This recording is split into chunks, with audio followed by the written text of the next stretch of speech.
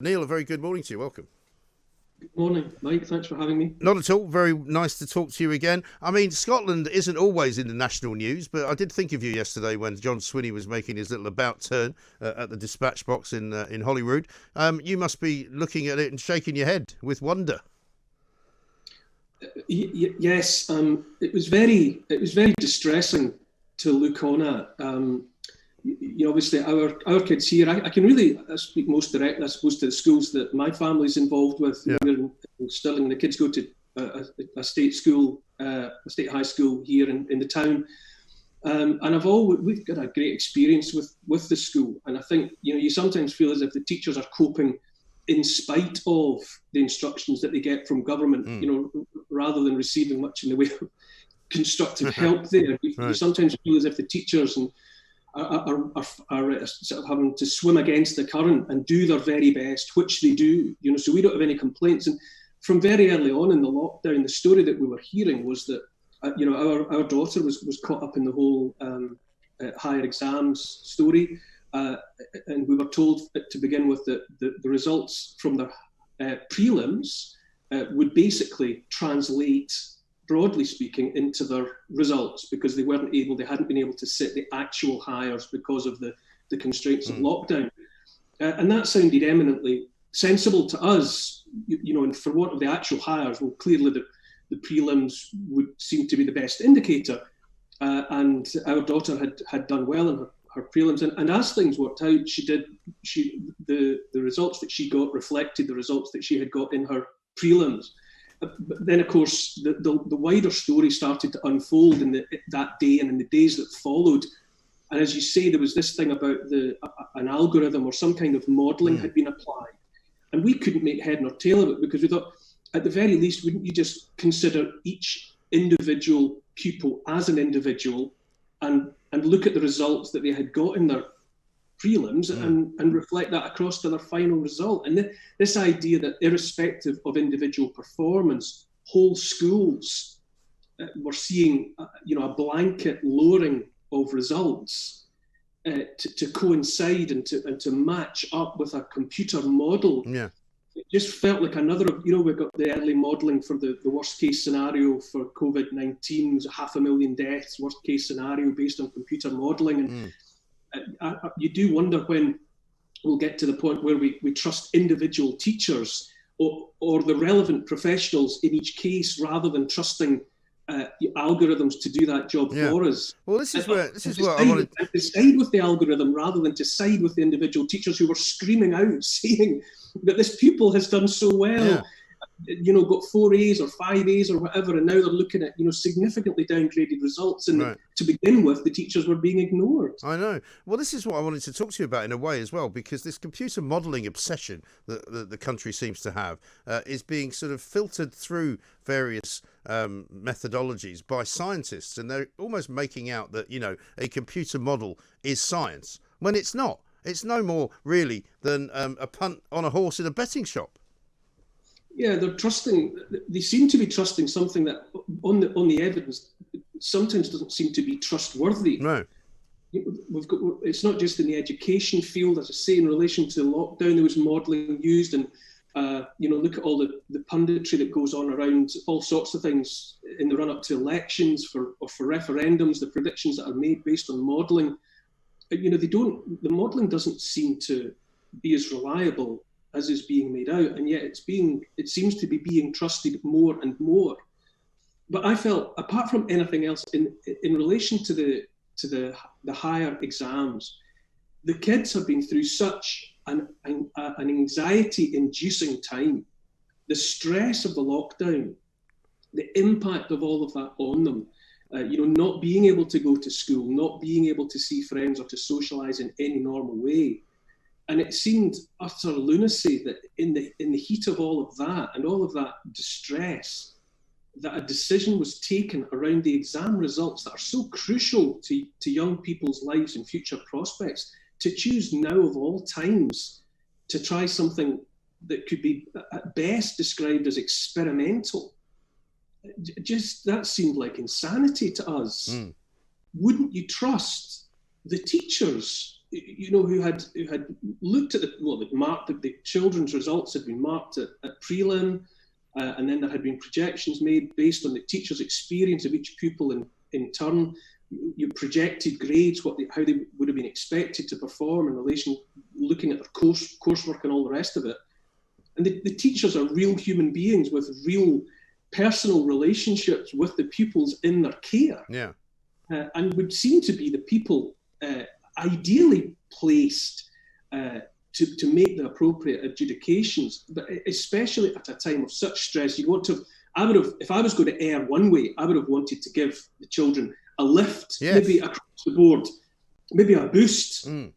If I was going to do anything in terms of an artificial application of predictions and all the rest of it, my inclination would have been to give all of those pupils in these stressful times something to celebrate, right, rather than to pull them the other way, just to give them even more to cope with in such a stressful time. And particularly the way that it's all happened as well, because as you say, I think a lot of kids, and mine included, have been quite confused by the whole process of the lockdown and the whole business of not going to school, not seeing their friends, not really having any structure in their day, not really knowing whether they're ever going to go back to school, because, I mean, we don't really know what's going on as adults, and we're supposed to be relatively well informed. You wonder what's going through their heads sometimes.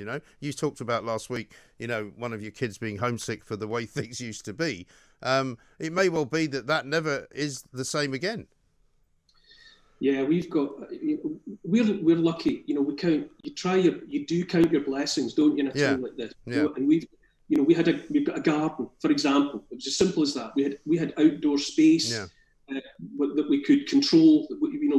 Where the kids could be out. We live in a relatively rural area where it was easy for us to get out for a dog walk and all of the rest of it. Both of us, my wife and I, were together with the kids. We were talking to them all the time. And even at that, there were low points. There were moments where the kids were worried, demonstrably worried. Mm. And you think, what about other people in other circumstances? People where maybe there's maybe only one parent coping with children at such a time, or people living where they were only in a flat, or cut off from their friends and families for whatever reason. And we've discussed this before, Mike, that these unseen, unknown consequences that are unfolding now in private, we're not hearing from the people probably who are suffering most. The people who are in a dark place at the moment, emotionally, and children who are really suffering, a lot of that will be going on in silence and behind closed doors, I'm quite sure. Yeah. And it'll be in the months and the years ahead when we start to reap the harvest for this. And it's of great concern. We wonder about our own kids, but people in lesser circumstances have been under such pressure, and there is no end in sight. Mm. There's just this constantly flickering picture before everyone's eyes, of uncertainty, ambiguity, this amorphous future that seems to be being written on the hoof, by those tasked with making the decisions on our behalf. And there will be consequences. But at least I still find it difficult to take in that no one seems to have got to grips with this whole situation still. I just had a virologist on earlier, and he was talking about, there could be another 2 weeks before you see whether there are more infections, because we haven't really had any increase in hospital admissions for 7 weeks. More people are now dying of flu. And yet there doesn't seem to be anybody who can make policy based upon what we know. And all they seem to be doing is coming up with reasons why we can't do things because we don't know.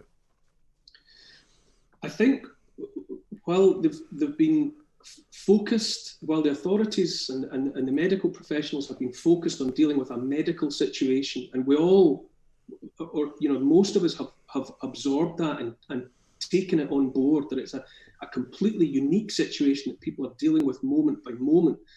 But to begin with, it was talk of a lockdown to flatten the curve, to ensure that the NHS was not overwhelmed. That seemed to be achieved. That objective seemed to be met, but there is as yet no end in sight. Right. And while I think the continued strategy that's in play probably works from a medical practitioner standpoint, it's no future. For me to contemplate a future of possibly, always being masked, always facing the possibility of a local lockdown or a national lockdown, the toll that that's going to take on people emotionally, and obviously the toll that that's going to take on the country economically, and from the point of view of society itself, there are more things, or there are other things to be afraid of apart from COVID-19. Yeah.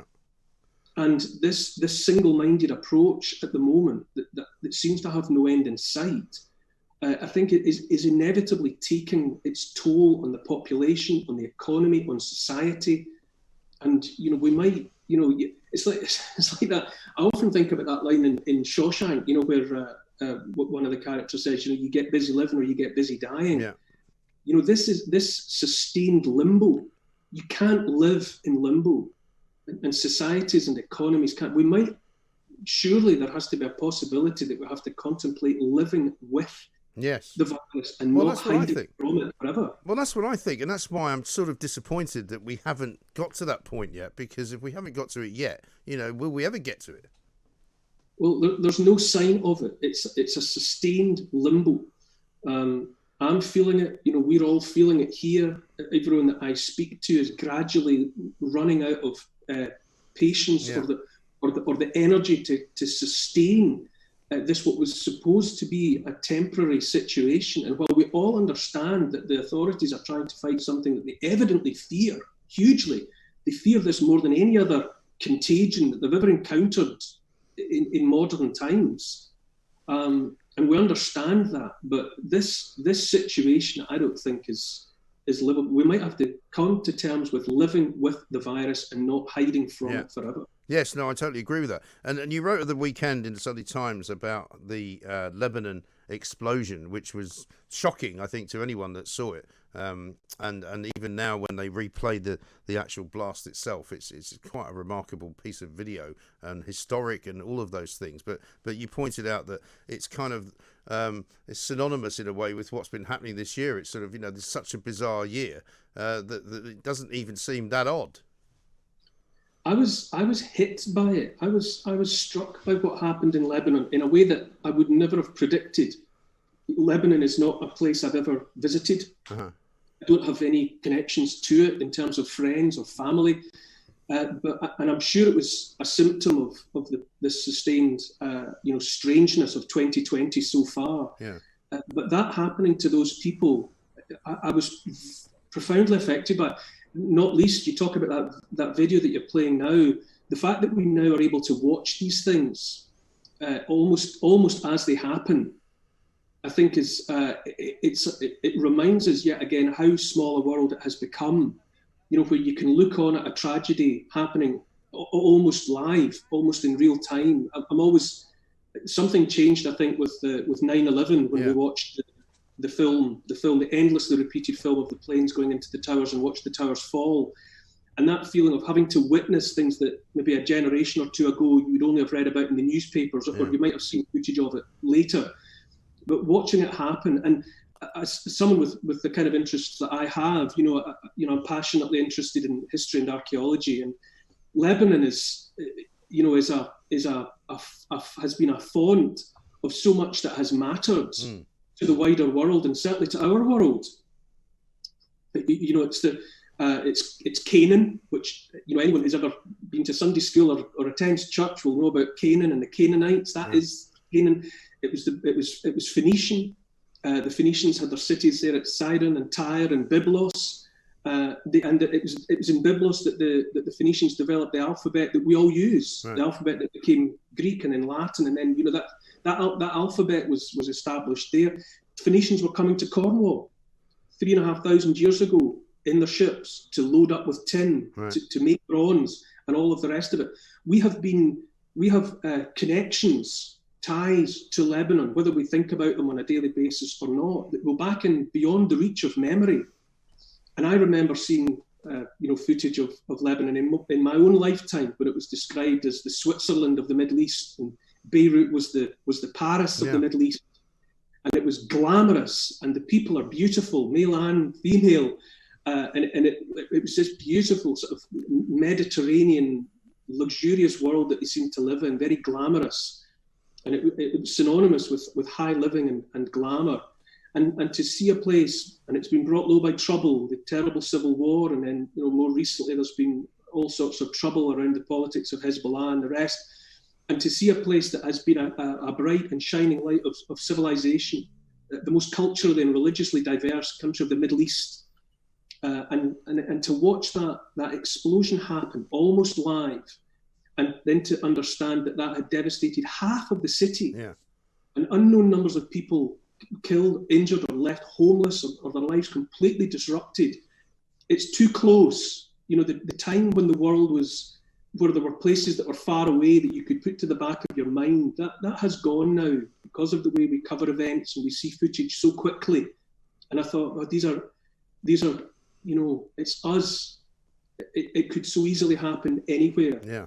And any thought that the people of Lebanon are somehow distant from us and that we can overlook what's happened to them, as I say, it struck me in the gut, and I felt it deeply. And if you told me that I would react in that way to something happening in Lebanon, I wouldn't have predicted it. No. But there you go. And the trouble is that when 9/11 happened in New York, and my sister was there at the time.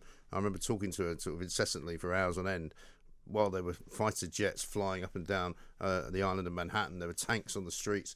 America had the money to recover. They had this incredible cleanup effort down at the south end of Manhattan. They took all of the refuse from the collapsed buildings onto barges, took it all to Staten Island, dumped it in a landfill. The Lebanese, you fear, haven't got the money to do anything like that. So it's going to be a long time before Lebanon is anywhere like what it used to be. Yes, indeed, if ever. It certainly, as you say, doesn't have the infrastructure and the sort of societal and political stability required to embark on a rescue mission, as you described, that was undertaken in Manhattan after 9/11. But I think for me, the world changed. I think for most of our generation, the world changed in an instant and forever with 9/11. Yeah. And there are so many things, as I say, when I watched that explosion happen in Beirut, rightly or wrongly or logically or not, I was instantly transported back to what I had felt like when I remember standing we went to a pub, news started to filter through on radio. I was at work and that something had happened in Manhattan, and 2 or 3 of us went out to a pub on Byers Road in Glasgow and went in because we knew there'd be televisions. Yeah. And we watched the footage, and it was just, the world has never been the same again. And that feeling of feeling connected to the hurt and the grief that people go through has been so intensified. If there ever was a time when it was possible to put the suffering of others out of mind because you couldn't see it, that time is just gone. And I felt that what was happening to the people in Lebanon, maybe it was because it came after 6 months of lockdown and just intense feelings and anxiety, but I felt it as though it was happening to people that I knew, and the realization, and again the whole whatever you want to call it, the migrant crisis or illegal immigration or whatever, and watching it's becoming so visceral and emotional. And people are affected differently, of course. People respond to these things from either end of a spectrum, and also a lot of people somewhere in between the two extremes. But if there was ever a time when we have to accept that the world is small and that other people's cares, we can't dismiss them. It's simply not possible. The world's agonies and other civilizations and populations' agonies are inside the wall now. We're no longer separated one from another, and I think it's imperative beyond words that we find better ways to talk about it and face up to the responsibilities that we have for one another. Yes. And at the moment, our government, they're leaving us. We're being left in these kind of voids where. I don't think governments in the West have caught up with the fact that there's no longer just a single narrative that they're able to control via the conventional relic media. People are seeing everything on the phones live every minute of the day. they're being left to draw their own conclusions. And where governments aren't honest and straightforward about facts and numbers and plans for the future, the conspiracy theories are sucked into those vacuums, and it's in no one's interests. And as human beings, it's that John Donne. Any man's death diminishes me, for I am involved in mankind. Therefore, never send to know for whom the bell tolls. It tolls for thee. That was true when he wrote that, and it's true now. Any man's death diminishes me, for I am involved in mankind. And we're going to have to find ways to have the honest, factual conversations, because the world's hurt is one now.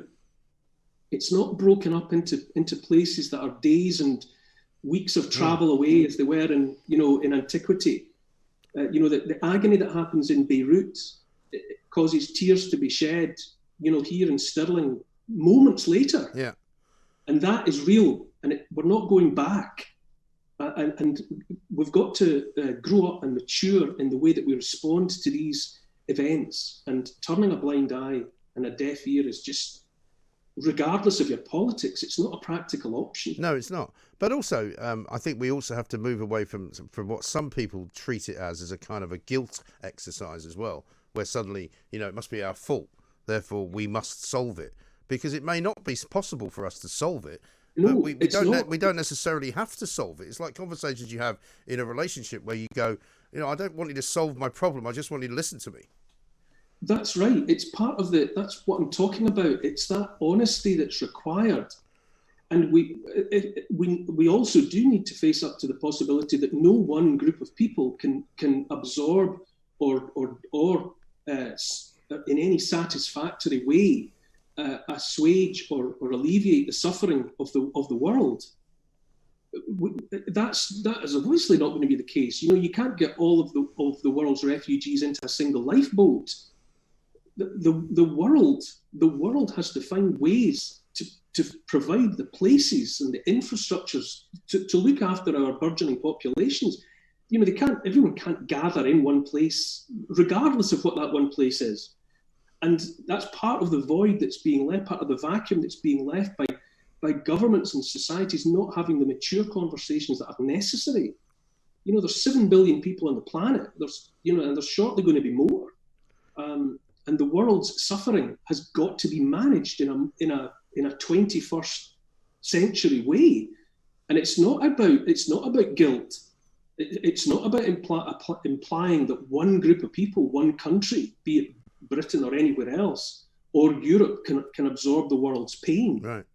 But we have to have the honest conversations, and part of that honesty, as you say, is sometimes holding up our hands and saying, we can't help that. Right. That's too big. And if that problem is going to be solved, then it's going to have to require a collective response from billions of people, not a few million. No, exactly right. Neil, we're out of time, sadly, but thank you very much indeed. Very thoughtful stuff, as ever. Neil Oliver, archaeologist, TV presenter, of course, of Coast, the show, also columnist in the Sunday Times at the weekends too.